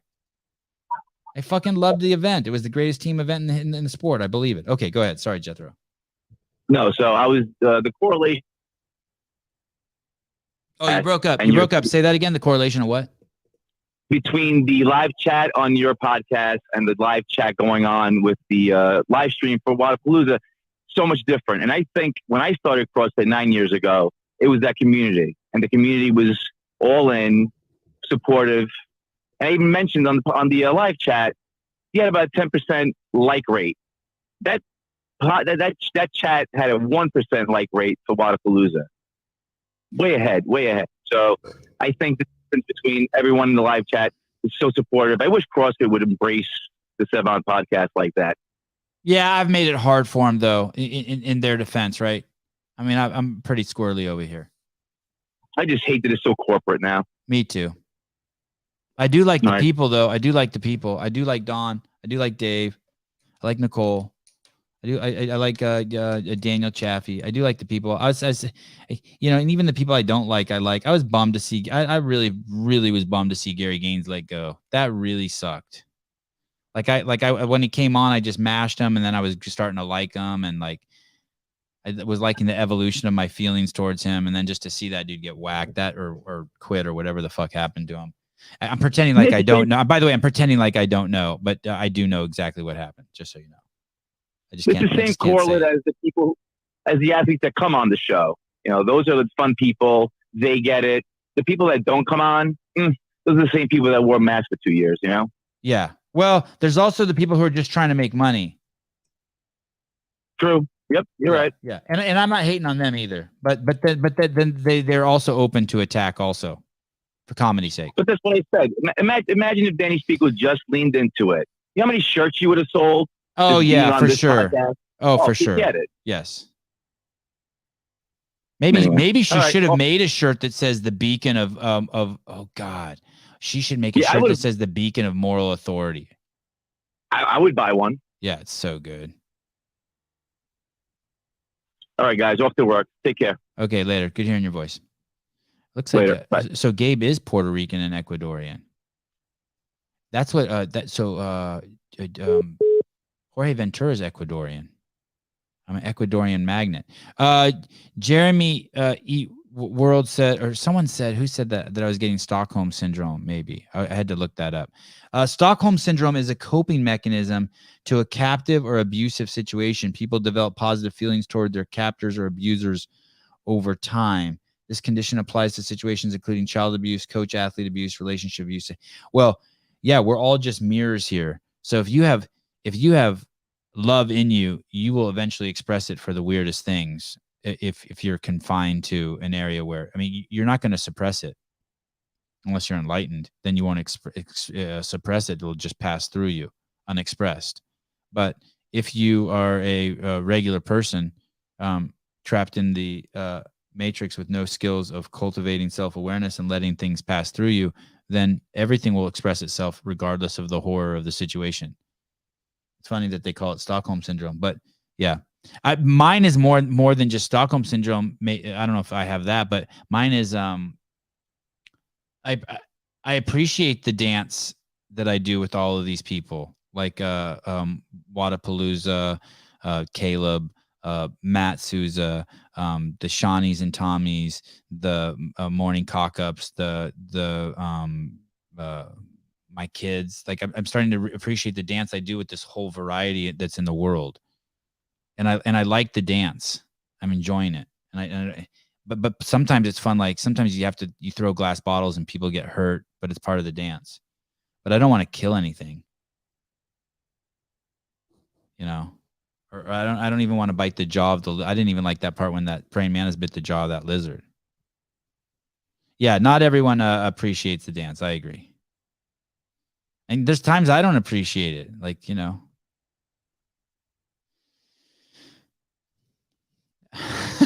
it's called Enlighten. I thought I was just emotionally broken. Fine. I got a little positive spin on it. Okay. Wait, where are we? 125. I'm all alone today.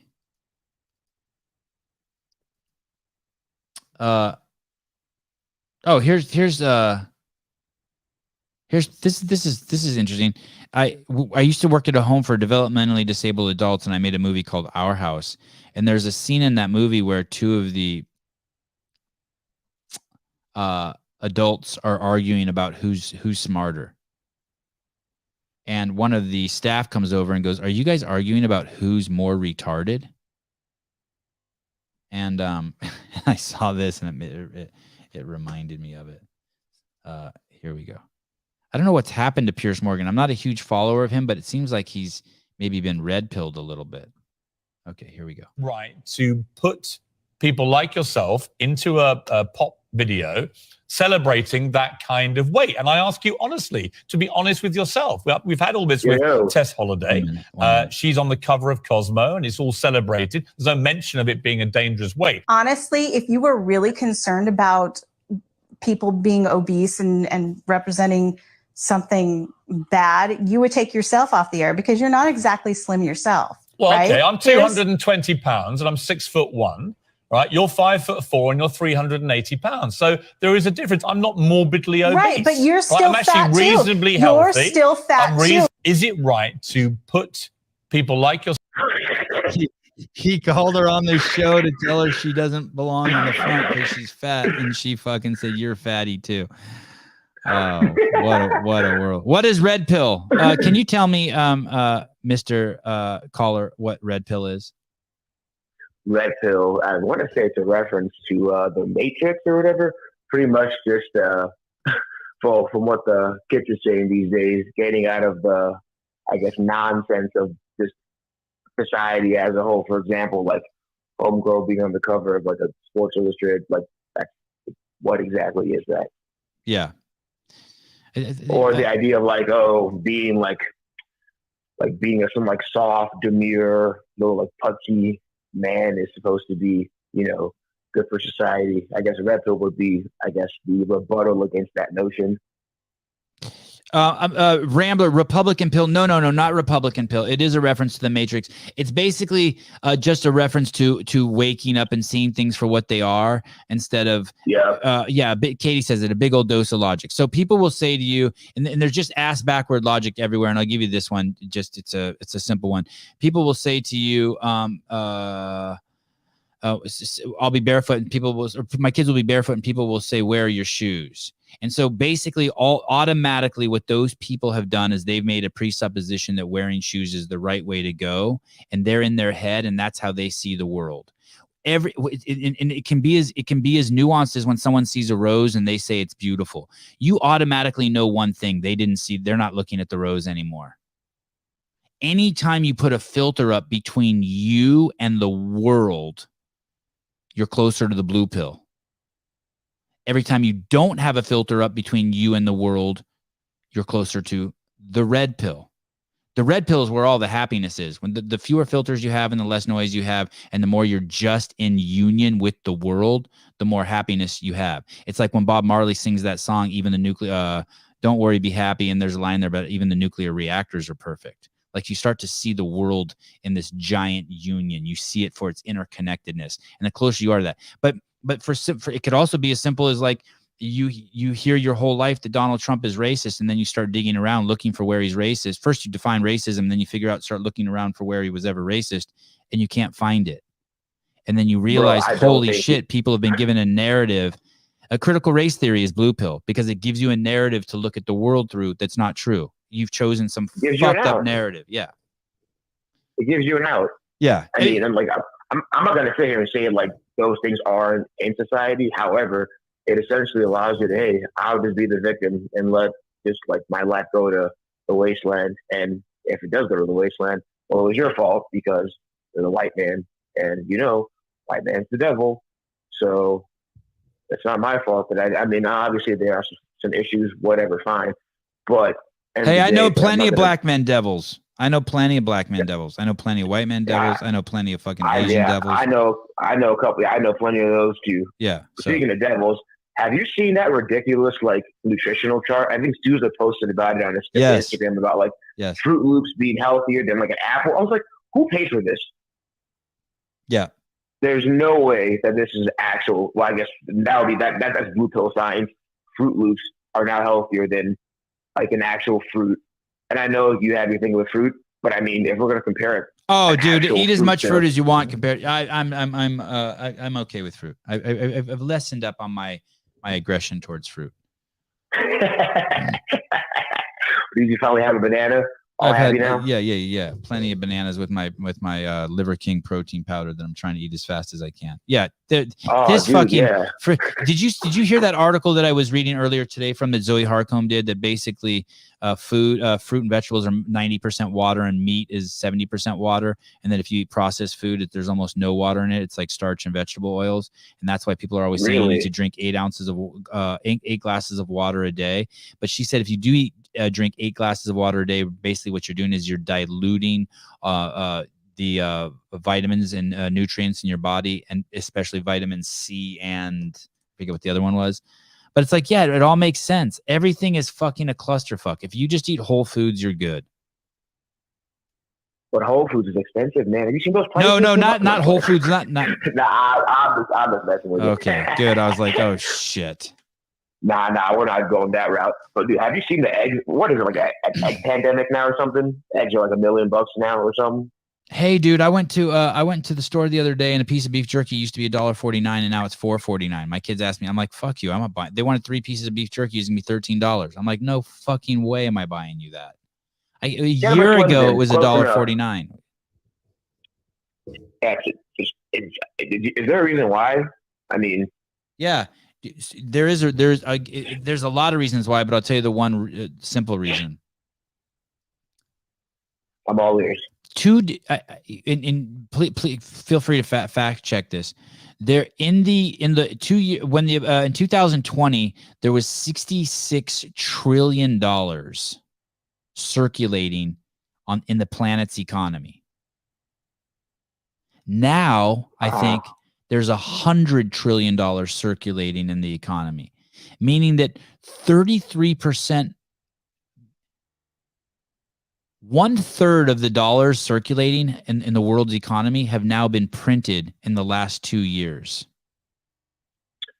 That's really positive for an economy, I'm sure. And what that's doing, it's just devalued fucking everything and caused massive inflation, skyrocketing. So when you do that, and there's so much more money, and basically what's happened is the price of goods have skyrocketed, but the amount we're paid to work has not gone up in conjunction with the price of goods. They basically just printed too much money. Yeah, so Clock Cutter said it. It's pure theft.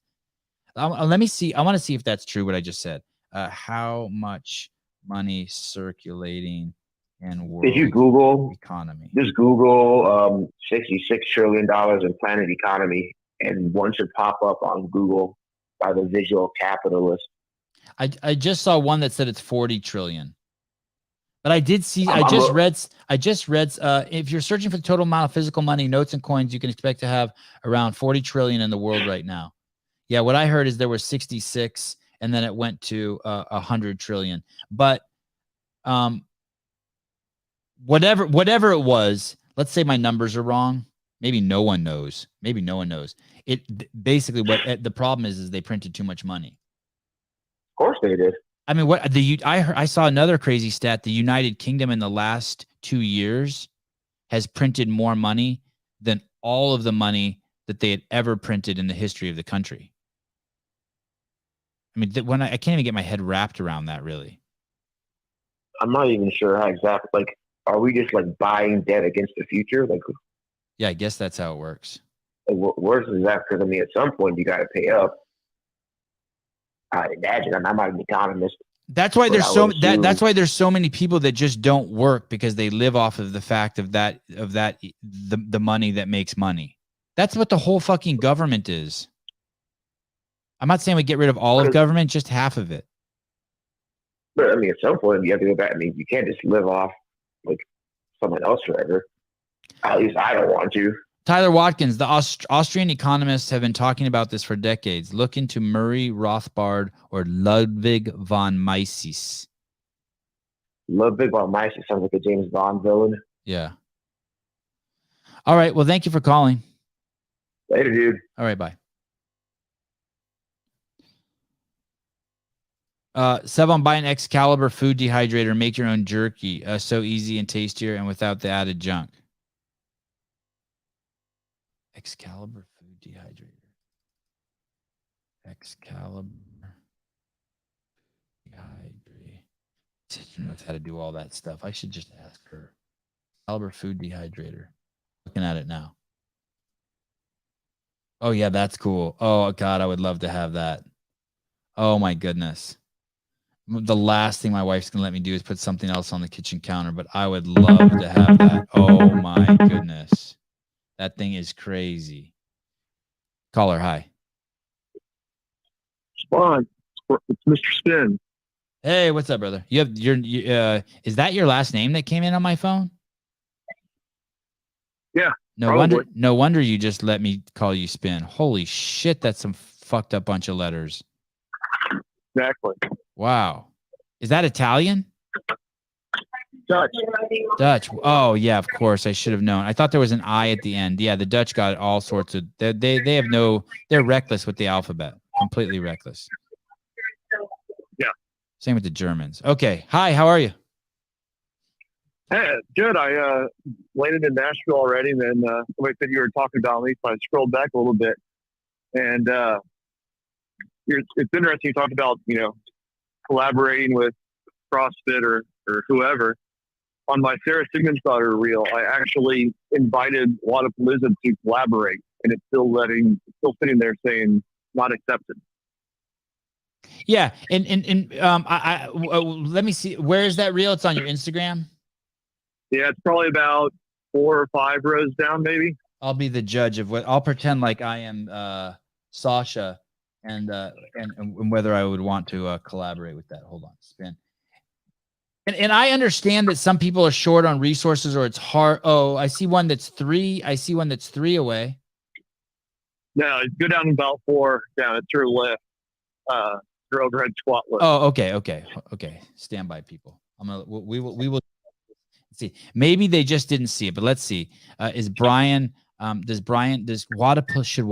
collab on this for free? Okay, everyone pay attention. You get ready to vote, everyone. Action. Make the ground shake.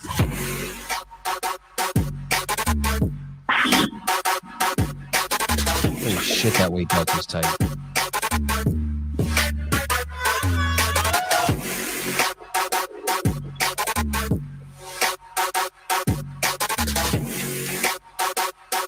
Yeah. I don't see the offer to collaborate with them though. Or I can't see that. You won't show it. You won't see it. It's on my back end. I invite them to collaborate. They're tagged in it. Yeah. And then they get a message on it. Yeah, maybe they just haven't seen it yet, but you're right. Yeah, exactly. Like that's like a no brainer. It's easy, right? Yeah. I mean, yeah. Oh my God, this is an insane everything. picture of Devin Kim and Jesse Smith. Yeah. Wow, that's powerful. You took that with your iPhone? Yeah. I use an iPhone and a GoPro all weekend long. God damn. What are you in portrait mode? How did you get that depth of field on that? Yeah, it's portrait. I mean, I'm limited by who's near me, but I do what I can. My God, that's an incredible photo, dude. Yeah, this is cool. Man, you killed it. Let's see this one. Oh. Coming on my cash. Is this the same video? Oh yeah, Sarah's great, isn't she? Coming on my cash. Oh yeah. I mean, yeah. Here, I mean, definitely one of the highlights. I don't want to I don't know what they've seen or haven't seen or who's able to cull through their social media, but I do know, and I don't know what resources they do have, but I know that CrossFit had 5 or 6 people on the ground there probably, and the fact that it's just hard. It's just so hard to watch when it's just so. I would if I was running the show there, I'd have been in the VIP section, drunk as fuck, and getting 30 times as much content. And by the way, I envy what you're doing. Because that you're doing exactly what I used to do, and I love doing that. Thank you. I mean, they like my stories, and I've tagged them and stuff too. So, I mean, maybe they just missed this one. But again, if I was them, I'd look at the handful of people that are doing media. Are you in a subway station? And work with us. Just walking outside the airport. Oh, okay. I gotta go to real work now. Okay. Well, have fun. Thank you for calling, and thanks for being my friend. We're friends, right? Absolutely. Okay, yeah, thanks for being my friend. Okay, bye. All right, see you. All right, confirmed, friend.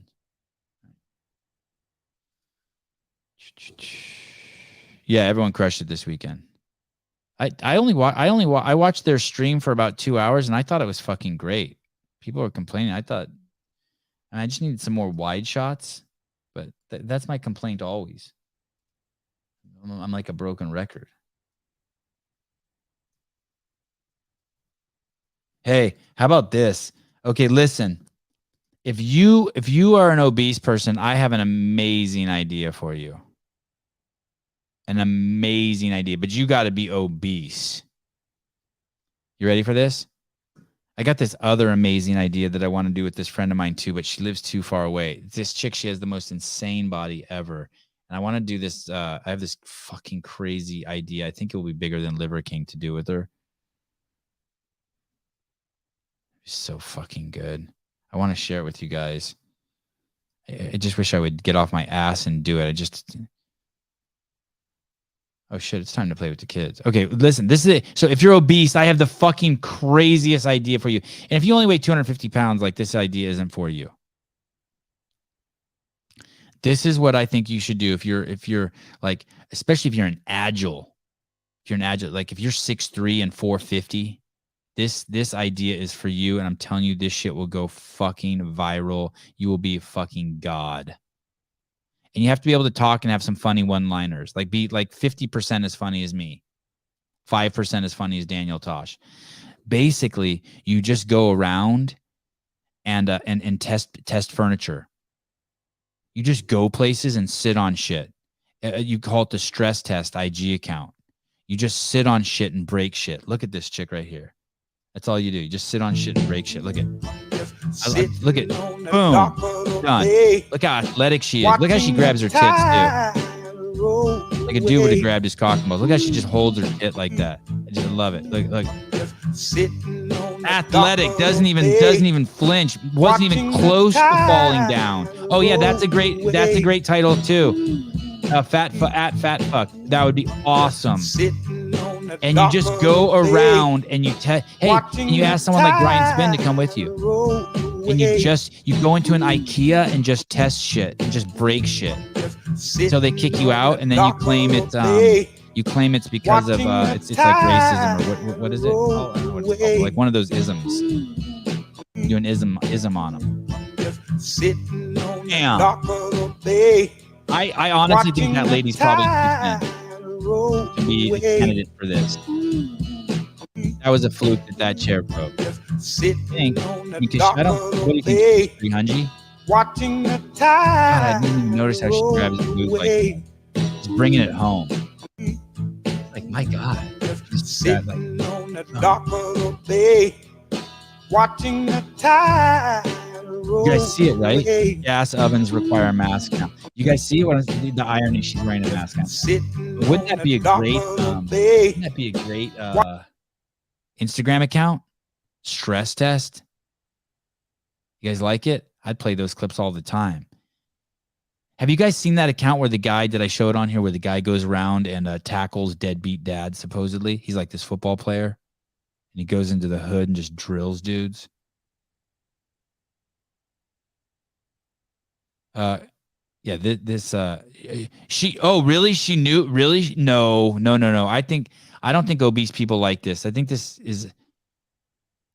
every time they sit on a chair, they panic. They're like concerned. They know that's not the first time it's happened to her.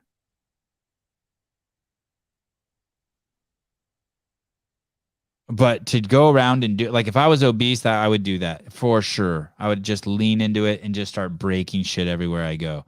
Just go straight into an IKEA and destroy shit. Anthony Hendricks, Sevan, yesterday the Wadapalooza stream kept dying, and after the third time, it sent us to the podcast coverage. No shit. Like as part of the YouTube algorithm.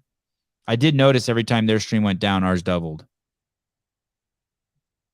Yeah, wouldn't that just be so fun to do that? Hey, you go in there just like with a double scoop of ice cream and it's just dripping all over you too. And like you sit on beds really hard. You just sit on shit hard and just break shit. Jump up on on dressers. And they're like, "Sir, what are you doing?" Be like, "Well, when I buy this dresser, I know I'm going to sit on it when it's in my bedroom, so I need to test it out in here. You know, I'm a big man." She demolished that chair like she would demolish a Golden Corral buffet. I swear, if I'm gonna have Trish write for me if this show ever when this show gets huge. Sevan yesterday. Okay, you already read that. Hey, I guess that's Anthony Hendricks cracked the code. If you just say Sevan, if you write Sevan first, it gets my attention and I read it. I wonder if it's that easy. If you crack the code, try before you buy. I know. God. Yeah, and that's another thing, Paulina. Good point. For the stuff that doesn't break, like you're good to go. Maybe someone should market a chair like that. That's just called Fat Fuck, the unbreakable chair. Hey, it's got to be unsettling for people who are like 400 pounds everywhere they go and they consider sitting somewhere. They have to know that be like, oh shit, what if I break it? Yes, Mr. Butter? Yes? Oh, damn it. I see what you did. I see what you guys are doing. Damn it. I don't know if it was better, Mr. McCockner. It was different. It was your coverage was better than Wadapalooza coverage. I don't know if it was better. Oh shit, there's my emails. God damn it. Oh no, you guys can't see them. Okay, so the IKEA bit, just full of good ideas. This show's a little more lighthearted than usual. Oh, here we go. This is fun. Okay, this is it, and I'm leaving. Is there a show tonight? Is there one scheduled? I don't think so. Although I do want to have. Yeah, should I ask Brian if he wants to come on and talk and just? I've Travis Pageant on tomorrow. I don't have a schedule. I have 2 shows tomorrow. I could call Brian. I've never called Brian on the air before. Should I call Brian? Let me see. I don't want to commit to anything yet. I want to play with my kids right now. Okay, look at this. But I do want to do. I would like to do a show. I'm in addicted mode. Okay, here we go. Look at this. I think we played something like this before, but I don't know if these are the same girls. Check this shit out. 407 pounds. It's a little unsettling, isn't it? It's kind of like watching someone do a flip on a motorcycle in person.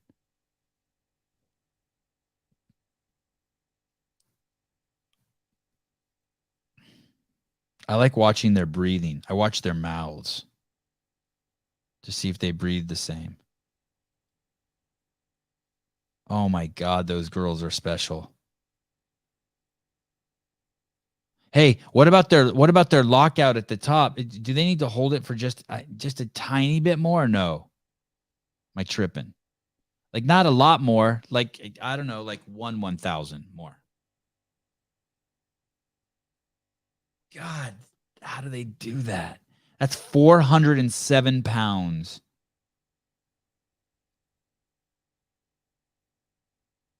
Look at everyone staring, except that old guy on the left just wants to die. Okay, okay, I'm fine. Okay, fine. It's long enough. Caller, hi. What's up? What's up, dude? Just back at work. How's that going? After this weekend, it's been crazy. What's your job? Hustling coffee and hustling freaking making people listen to the podcast. Gabe. Yes, sir. Dude, you need to drink a cup of coffee. You're making me want to take a sip of coffee. My God, what happened to you? Did you lose one of your balls? Why are you so mellow? Are you just exhausted? I'm tired and I took a flight in the morning and now I'm back at work. Tell me some of the crazy shit that happened. Like I saw the line outside the booth, and at one point it was like, it looked like it was 50 fucking people. People are fucking coffee addicts, huh? 50, I think 50 is an understatement. I think I easily had the second longest line there next to like people trying to get into flaglet. God, that is so awesome. I easily have the second biggest dick of anyone who's ever been on this podcast. Who has it first? I don't know. I just wanted to be second at something. Hey, so how do you know I was thinking about this on Friday. Are you like, oh shit, I didn't bring enough coffee. I have 2 more days to go. Oh no, Saturday at like 11 o'clock in the morning, I ran out of cups. I brought like 1,500 cups and like just for hot coffee, plus like another 1,500 for cold coffee. And I shit the bed. And so what do you do? Just like people put their mouths under the spigot and you just give them a shot? Problem solved. I went to a Restaurant Depot. I bought like bigger cups. They only had 600 in all of like the county. So I was like, all right, give me those. And I just went to like a regular grocery store and bought some like styrofoam cups from them. Oh God, styrofoam. You're breaking my heart. I got issues with styrofoam. I mean, you gotta do what you gotta do. Yeah. It's like complaining about snorting Coke through like a plastic straw versus a wooden straw, right? It's like, hey, do you want the coffee or not? Yeah, pretty much. I mean, it worked out pretty good. And it's funny because like you see the videos of like the Daniel Brandon line, like at Rad. I'm like, okay, that was all day for me. I did. Where can I see that line? Is that on her Instagram account? The line for her Rad shoe release. It's on Cooper's Instagram account, I think. I want to see that. You can never get enough of Danielle Brandon. What Cooper? Type in Cooper. It's Cooper Marsh. Yeah, good dude. Finally got to meet him. Okay, I follow him now. I see. No, I don't see. Oh, maybe it's in his story. Let me see. Maybe, I don't know. Nope, I don't see it. No. Okay. What if I go to Rad? Oh no! Click on his thing, and then you have to go to his very last post, his most recent post, and you just click over on the slide, and it's the third slide over. Oh, you fucking ninny, Cooper! I thought you said he's a good dude. Cooper's. No one wants to see pictures of you, ding dong. If you go to the third slide, you'll see her for like a split second. Wow, that's what I'm talking about. Give me some DBE. Yeah, she was cool. I did as much socializing as I could while fucking get people coffee. Please tell me, what the fuck is she wearing? Please tell. Okay, all right. It's some Waterpalooza colors. Danielle, give me a call. Send me some photos before you go out. Give me some outfits to choose from. I'll tell you what works and what doesn't work. Yeah, I know. That's it. Sevan, I've never complained about what type of straw I'm snorting Coke through. Yeah. Well, now you know. Excuse me, I will only use organic wood grown from trees in Northern California when I snort a line of Coke. I need a wooden straw, please. I'm not uncouth. Gotta be organic. Brandon Waddell, that's the new look. You tuck your baggy shirt into your sports bra. I don't get that look. I'm of that age, just hearing the word bra excites me. You know what I mean? Because like now it's like sports bra is not a big deal, probably like the new generation did. But I'm from the, you know what I mean? I'm like, bra, that's underclothing. That's like, now it's not. All right. Well, I'm glad you had huge lines. I'm glad it was fun. And do you not want to be at work? Do you want to be back hustling coffee and talking to the commoners, the common man? 100%. You'd be this weekend kind of definitely not surprised me. Obviously, everyone listens to the podcast. Every single person, whether you're just a regular everyday CrossFitter to the highest of high, like up on CrossFit athletes, like every single person listens to the podcast. There's no ifs, ands, or buts. There's no again, that you guys only having 20,000 plus subscribers is crazy in my opinion, because everyone knows about the podcast. It's so crazy. And so this weekend, if anything, if I told Susan, I'm telling you, everyone listens. Everyone. I can't tell you how happy that makes me. Jay Hartle, Sevan used to beat off to JCPenney magazine bra section. I honestly didn't do that when I was in. I wasn't a big beat off person until I went camping at a cabin one time with my friend in the 8th or 9th grade, and there were some Playboy magazines left over in the cabin, and I ripped a page out of the magazine and took it home with me.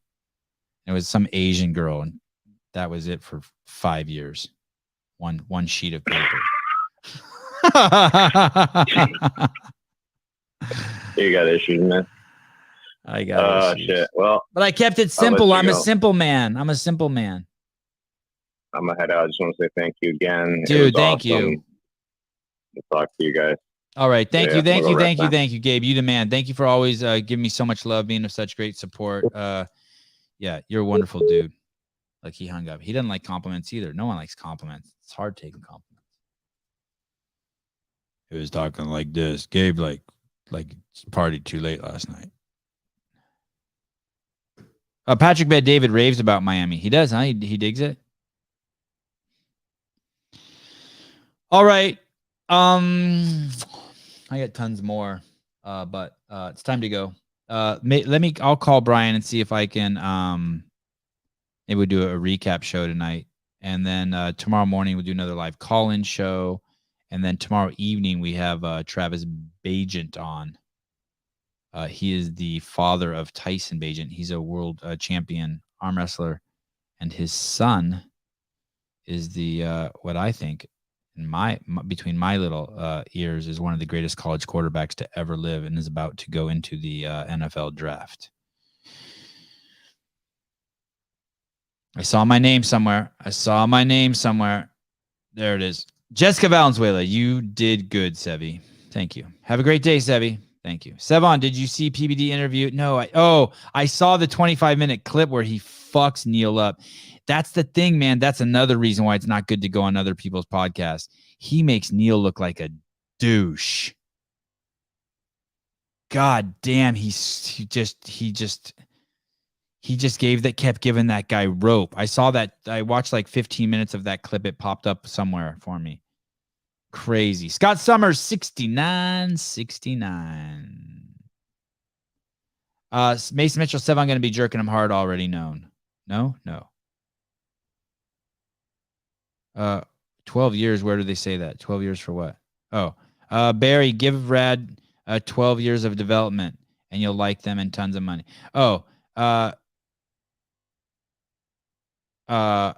I think that AOC said the planet's only going to last another 12 years. That was a couple years ago.